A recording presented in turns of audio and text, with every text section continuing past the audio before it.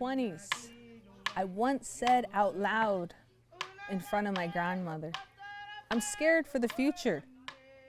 She quickly responded, "Don't you ever question the Creator's path for you. He knows what He has in store for you." The only thing about her response was she didn't hesitate to put me in my place. Her confidence in her words and in her faith and in her teachings have been engraved in me since I was a child. A direction of who you are, who I am, who do I belong to, and it shows you. My English name is Shalea Williams. My Indian name is Tamutsanmai. I'm an enrolled member of the Confederated Tribes of the Umatilla, Walla Walla, and Cayuse bands. And I am currently living with stage 4 cancer.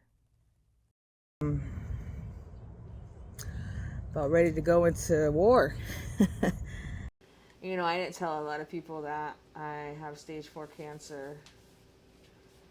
I don't know, because it doesn't feel surreal sometimes. I feel like this is like a bump in the road or something, or I don't feel like I want to have any sort of pity of some sort.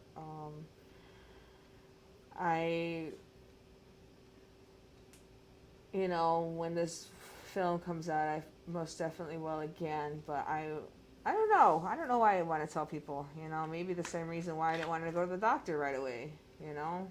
And so you sort of put it aside. I don't know what, we never found the word. Because it's irresponsible. If you think about it, like, you talk to a lot of natives, they're like, I don't go to the doctor. I won't get things checked out. I felt even before cancer, I was talking about in my speech about how I kind of stepped back from my traditions, my culture, after my grandma passed. It was felt disconnected, and I knew that mentally, but I'd always make excuses up for myself, like, oh, I don't have enough money to go home this round, and maybe some of it was partly true, but there could always be, you know, a way to make your ceremonies. So, you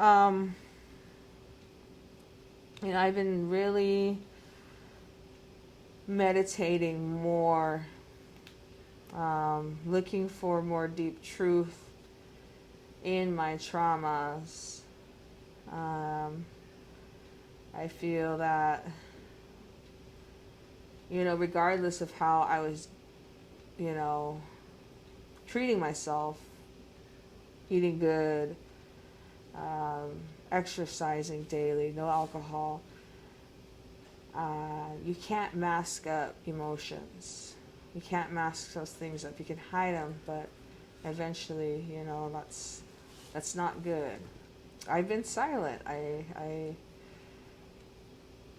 feel like my growth is being, I feel like I'm at a crossroads where I feel like this could be where creators like, hey, you know, do you want to step into your role that you're supposed, that I planned out for you, or, you know, should we start over?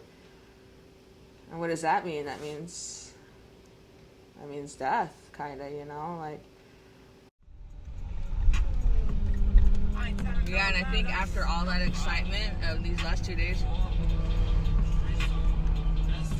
my body's finally like, oh, you can like relax. Because I've been waking up like with my jaws just clenched. You know when you're like so nervous about something?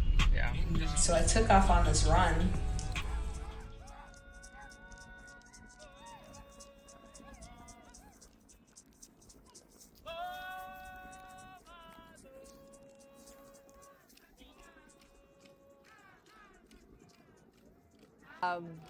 So the Peace and Dignity journey is a run that has been going on, gosh, for the last couple of decades.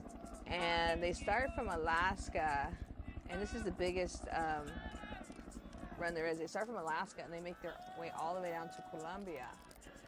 And 4 years ago, they only do this every 4 years. So 4 years ago, they asked me, and this was during a pandemic, to hold the Eagle staff while running. And the Eagle staff is the most important part of this run.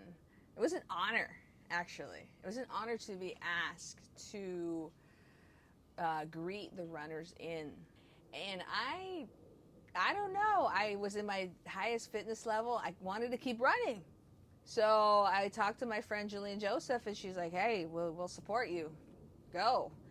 And so I had that night to pack my bag. I found a ride. Yes, this is where I found out I had cancer. And I have a smile because there's nothing I could do about it. You know? There was a lady giving massages. She was a doctor of some sort. And she was the one that told me, she goes, hey, I think that might be a tumor. And I was like, nah, that's impossible. I go, I take care of myself. I can't have a tumor. So in my mind, I was thinking, I could probably get it checked out in Mexico. But after that, I went all the way down as far as Chumash territory. And it was amazing because it was a spiritual run, and I can't explain all the amazing things that happened to me. Like the day they told me, I was just like, it was like in a movie, like you just hear like that deaf tone, like you just can't function. It was so wild, like. Visit. Imagine being bedridden for 5 months, not being able to get up out of the bed and go to the shop or the store or a concert or anything. All you had to do was just lay there and sleep. Like, chemo literally makes you a whole different person. Like, I didn't want to associate with nobody. The friends that did come over, I'm grateful. Thank you so much for the friends that come to see me. But majority of the time, I felt like I felt like a zombie. I had friends, we had parties at Jolene's, and the place that I would go hide out would be the room. I'd close the door, and I didn't want to talk to anybody. I don't know why. So where they had to keep poking me, and that's what I didn't like. It was a random, constant, like, one and two. So when he pushes that saline into my heart, it feels like my heart just like fluctuates to it. Actually, let's see. Do you want trucks, hearts, or dinosaurs? Dinosaurs. That's the correct answer.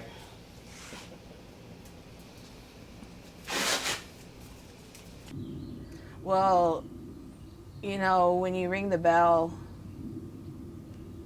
after your radiation, when you ring the bell, when you're all done with it all, you think you're done. I really thought I was just done.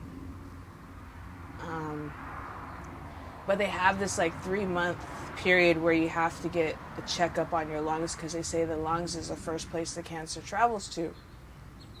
So I had a scan 3 months later, and I don't know, I had this pit feeling that it wasn't going to be good. And yeah, sure enough, the doctor came in, and they just had this, like, the energy was just so like heavy. They weren't their chipper selves, because normally they're really happy and they have jokes, but they came in and it was so heavy. And they told me that the nodule in my lung was still there, and they found another cancer in my leg behind my knee. So like, shit. But I told my friend, I go, you know what, I'm going to be ready this time. I'm not going to be in denial. I'm going to be ready this time, and I'm going to accept everything. And yeah, long story short, I'm still here. So, but the journey itself has been quite life-changing.